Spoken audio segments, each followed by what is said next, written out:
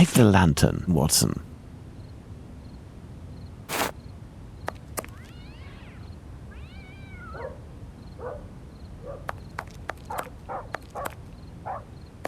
This is Mitre Street, from where Watkins, the constable who found the body, came. I have no reason to go that way.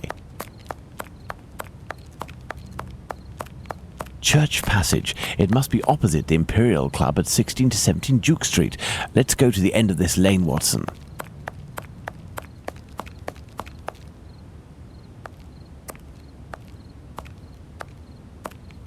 Hello, you must be Abraham Solomonovich, am I right? Yes, that's me. But I know you. You brought a lad to my place to take care of a cat, and I loaned you my mask. That's me. May I present? Dr. Watson, of course. Delighted. And you? I have known for a few days that you are a detective by the name of Sherlock Holmes. Is that so?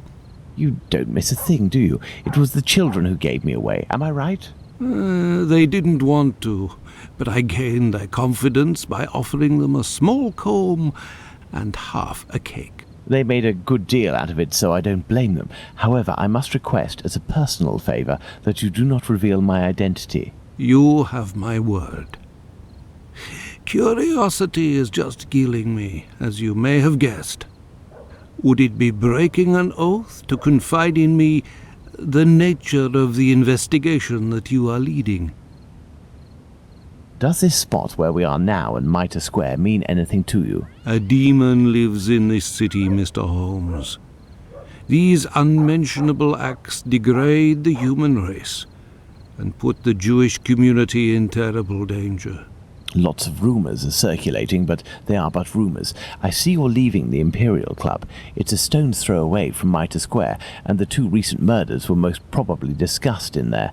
Do you know if anyone from the club saw or heard anything that night? Yes, Mr. Holmes. That night, 3 members of our club saw a woman talking to a man at the very spot where we are standing, a few minutes before the body was found, at the end of this passage. Fantastic, Holmes. Calm yourself, Watson. There is nothing at the moment to suggest it was the victim. Can we meet these members? I am afraid that won't be possible. As soon as the police heard the evidence of these men, they were sworn to silence. I understand. But you are working for the good, and I must tell you what I know. One of the 3 men, my friend Joseph, left that night with 2 other members of the Imperial Club, Harry and another Joseph. It was around 1:35 a.m., perhaps a bit earlier, when Joseph, not my friend, but the other, the Aldgate butcher, exited. He saw a man and a woman in discussion at this very spot where we are. These men must have been about 16 feet away from the couple. That's about right. So Joseph, the butcher, said to the other 2, while pointing at the couple, "Look, I don't like going home alone when I see this kind of people here." My friend Joseph looked at them without noticing anything strange and didn't understand what he meant. They had the look of 2 rather unkempt people, but no more than that. After the murder, did these 3 men tell the police what they had seen? Not quite. Harry stated that he hadn't seen the couple. As for Joseph, the butcher, even though he was the one who commented on them and pointed them out, said that he couldn't remember anything except that the man was about 3 inches taller than the woman, who was 5 feet tall, no more. My friend Joseph, on the other hand, did his best to cooperate with the police. And what did your friend Joseph say? What did this man and woman look like? The man must have been 30 years old, about 5 foot 7 inches, light complexion, and a fair moustache. He wore a loose, dark jacket, a grey cap, and a red scarf around his neck. But he said that he only saw him for a brief instant, and it would be impossible to recognize him. And the woman? He only saw her from behind. She had her hand on the man's stomach and seemed to be pushing him. He said that he remembered that she was small, was wearing a black jacket and a black bonnet. After his testimony, the police took him to see the clothing of the deceased, and Joseph said that they looked identical to those of the woman he had seen. Like I already said, he only glanced at the two, as he was headed with the others in the direction of Aldgate. One final question. The Imperial Club is a Jewish club, isn't that correct? Indeed. Thank you for your help, Mr. Solomonovich. Bah, it was nothing. We must at all cost prevent this demon from striking again, and the police seem to have some difficulty in doing that.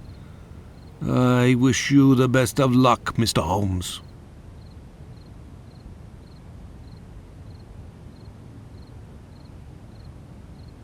We must, first and foremost, locate the 3 exits leading to Mitre Square, Watson.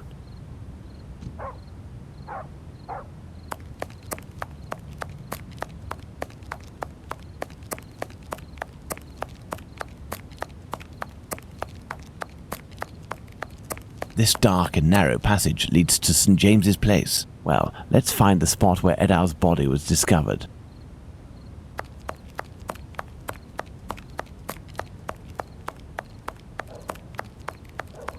Nothing of interest here.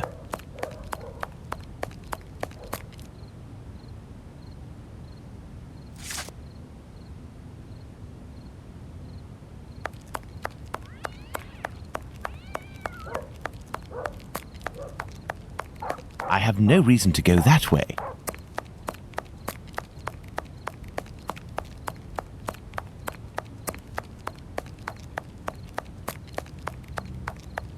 I have no reason to go that way.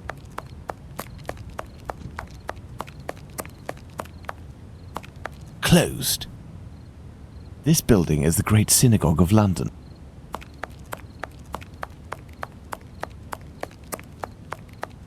I have no reason to go that way.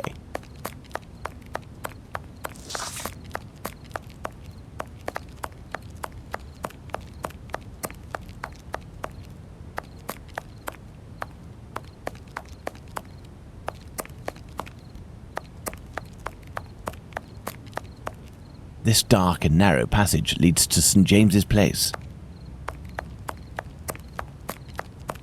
Nothing of interest here.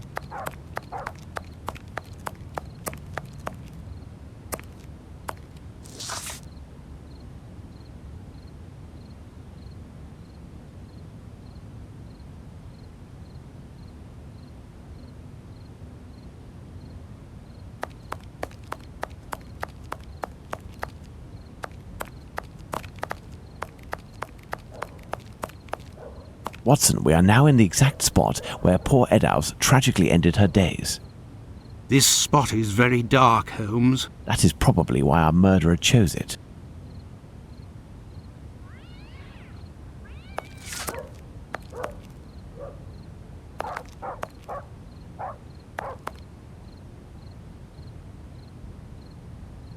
Do these objects spread out by the victim remind us of anything, Watson?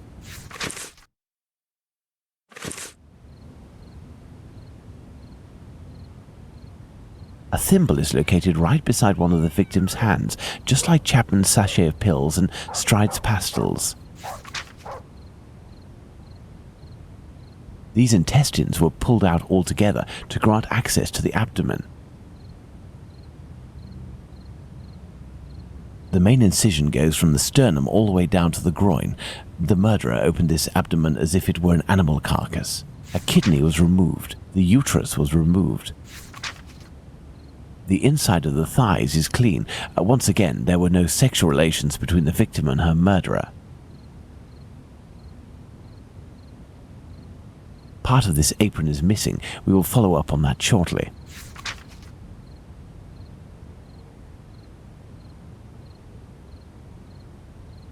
The main incision goes from the... A kidney was removed. The uterus was removed. The head is turned towards the left. The murderer must have been on the right side of his victim. Let's look at her from the front.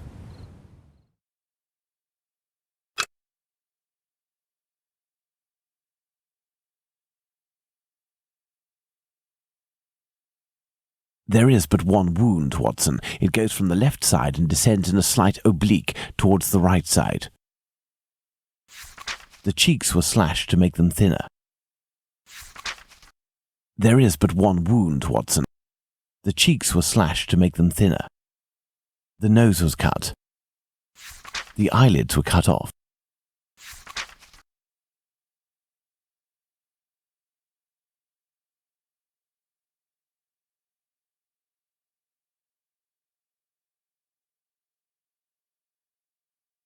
There is but one wound.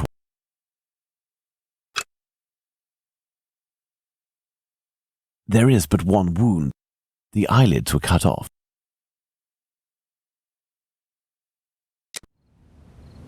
My goodness, Holmes, it was a slaughter. Understand, Watson, that our killer had neither the time nor the conditions to bother with the niceties. He had no more than 7 or 8 minutes at most to kill the woman, open her up, and all the while in total darkness. Holmes, it's a woman, a poor victim you're talking about.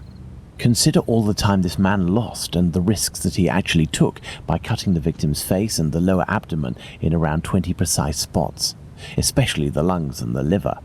These attacks, which I considered gratuitous, are in fact nothing of the sort, and have as much sense as the removal of the organs. Watson, we must now consult our timeline. We began in Dutfield's yard, but this time we will try to recreate the actions of certain people, in this case those of the 2 policemen.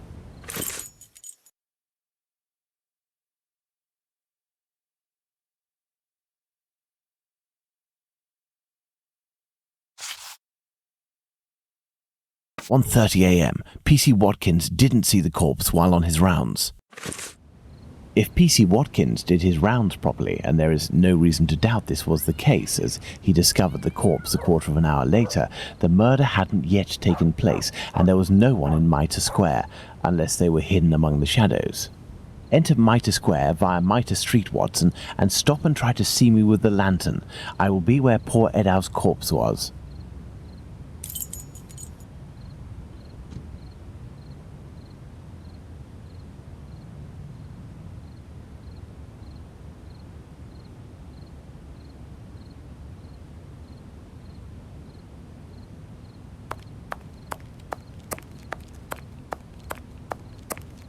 Enter Mitre Square via Mitre Street, Watson, and stop and try to see me with the lantern. I will be where poor Eddowes' corpse was. I have no reason to go that way.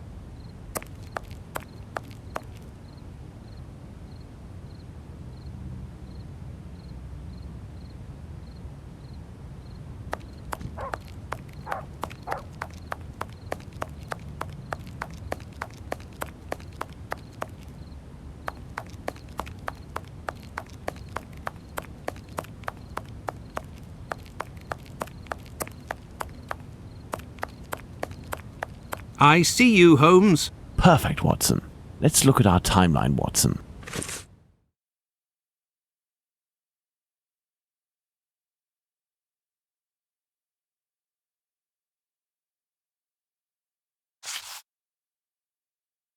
Very good, Watson. Thus we can categorically state that the murder had not yet occurred at 1:30.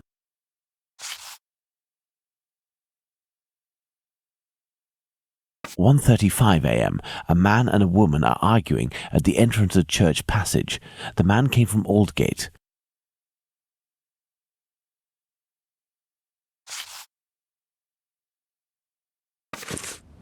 1:42 a.m. P.C. Harvey arrives in Mitre Square. It should be noted, Watson, that the constable didn't enter Mitre Square. He could not have seen the corpse lying on the ground. But would he have been able to see a man sitting or standing? Go to the Church Passage entrance, then come back and try to see me while holding your lantern. I will stay at the spot where the victim was discovered.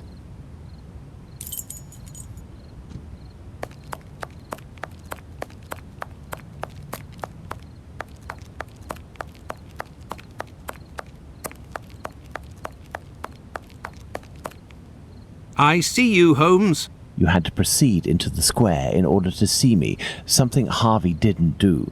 It is possible that the killer was still there. 1:42 a.m. PC Harvey arrives at Mitre Square, but does not go in. The murderer may well have still been there.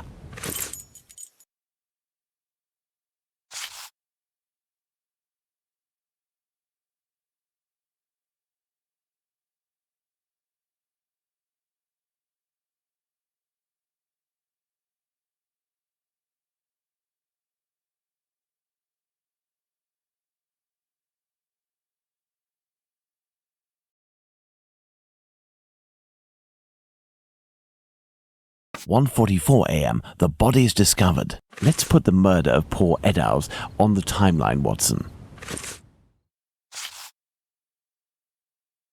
1:35 and 1:42 a.m. The murder would appear to have taken place between these times, that is to say, within 7 minutes. Agreed, Holmes.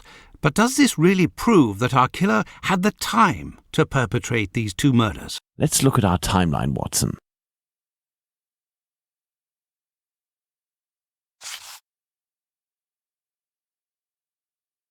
There, Watson, we are now certain that the murderer really had the time to commit these two murders. Incredible! Let's look at our deduction board, Watson.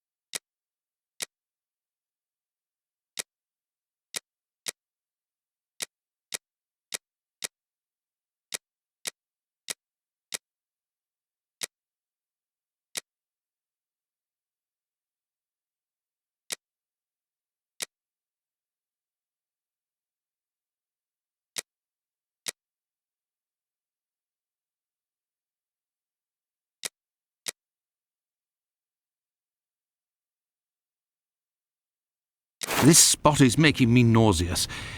Can we not head back, Holmes? We certainly can't, Watson. We have one final point to address. Do you remember the piece of white apron that was missing just now? It was found just a few steps away from here, at the entrance of a building. That's where we must go.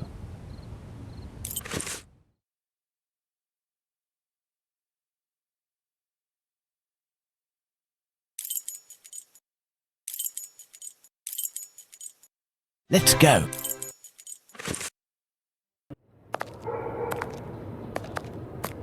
There's the spot, Watson.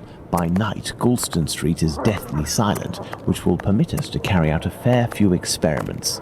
Let's find the entrance where the piece of the victim's apron and the mysterious chalk message were found.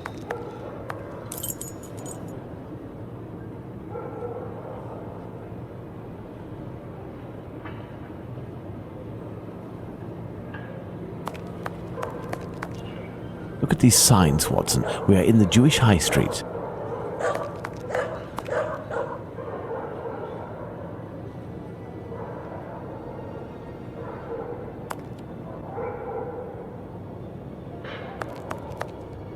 There's the spot where the apron and the message were found by PC Long. Now, let's recreate the scene. Remember, Watson, it was raining that night. Find me something with which to mimic raindrops hitting this wall while I write something with my chalk. The Jews are not the men that will be blamed for nothing. But what does it mean? Have you found something for us to pour water from, Watson? Find a container and some water. Let me remind you that it's night time and the street is deserted, Holmes. Water. Water.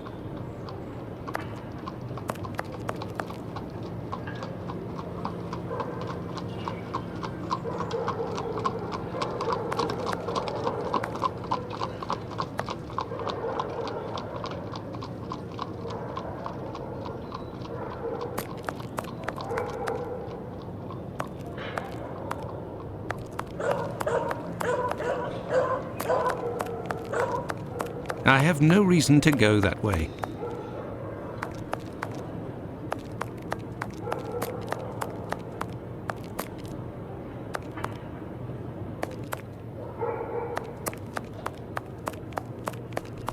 I have no reason to go that way. That may come in handy, who knows? That may come in handy, who knows?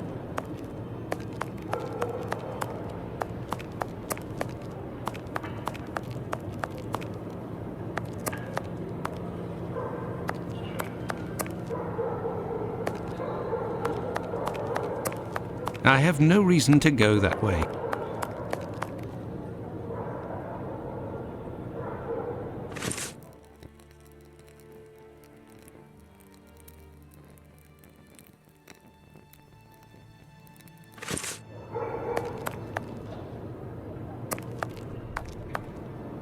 An old wooden pole. A merchant probably threw it out.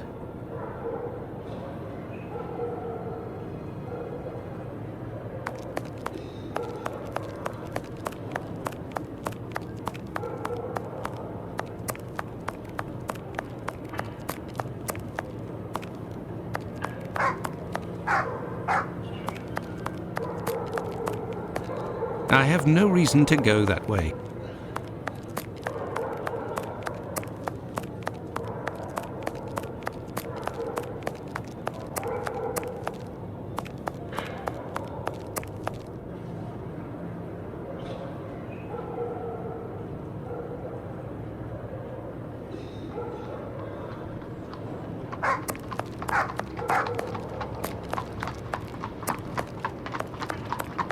A watering can. That's what I need. But I can't reach it. A watering can.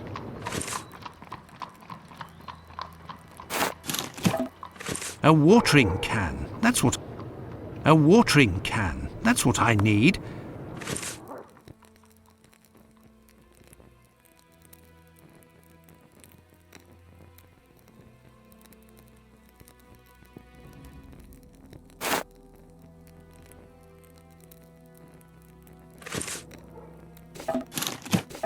A watering can. That's...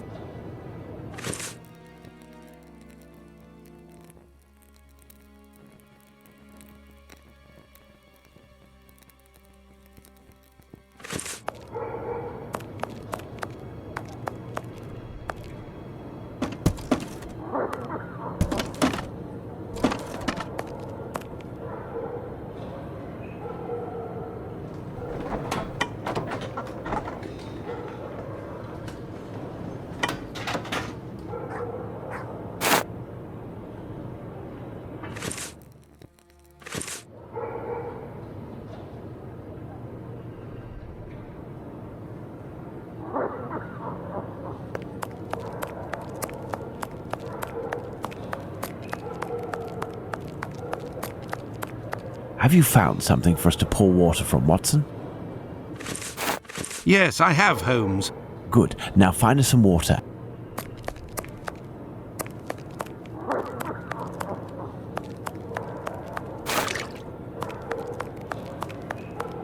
Have you found something for us to pour water? Have you found something for us to pour water? Yes, I have, Holmes.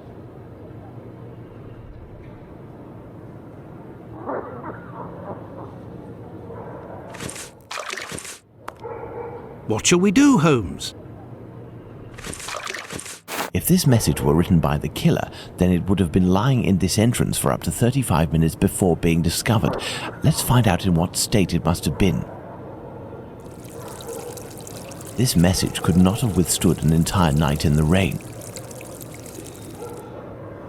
During the investigations carried out on the night of the double murder, PC Hulse inspected the entrances of this street around 2:20 a.m. and confirmed to have seen nothing out of the ordinary. At 2:55 a.m., 35 minutes later, PC Long found Catherine Eddowes' piece of apron and the message in chalk.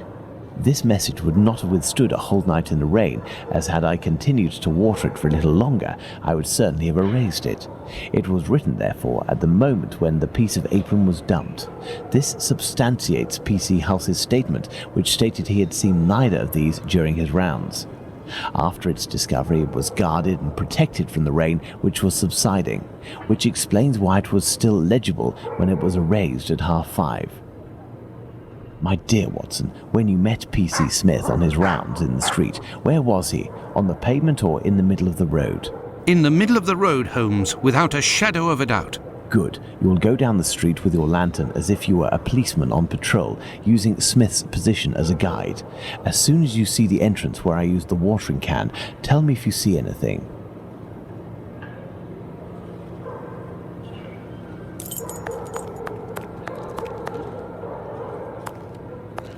No, you aren't in the right spot with the lamp, Watson. There, Holmes. From here, I can see something written. Can you read it? No. Do you see the white rag, Watson? I see something on the ground, but I'm not sure if it's what you were talking about. PC Long, who found the piece of apron, was examining the interior of the entrances, and yet nobody would have predicted that this piece of material would be discovered on the very night of the murder by a policeman on patrol. What are you trying to get at, Holmes? Let's look at this message on the wall, Watson. The Jews are not the men that will be blamed for nothing. In other words, the Jews were possibly blamed for nothing, but that will no longer be the case. Reading this message naturally begs one question. What would that be, Watson? Why? Indeed, Watson, why? For what reason would one have the right to blame the Jews in the future? Remember, Lestrade was killed near a club for socialist Jews, Eddowes not far from the synagogue and the Imperial Club, and finally, this piece of apron dropped here. This building is occupied by Jewish families. The killer really did go out of his way to incriminate the Jews living in the area. It's a bit obvious, Holmes. Yes, but with the rumors, Watson, the author of this message would have received a response to his strategy. You are right, Holmes. So perhaps it's a good thing this message was erased. Whoever took the decision to do this is a man of great wisdom and courage. Let's return to Baker Street, Watson. I have some pipes to smoke to help me think more clearly. Let's go back to Baker Street. Home, sweet home.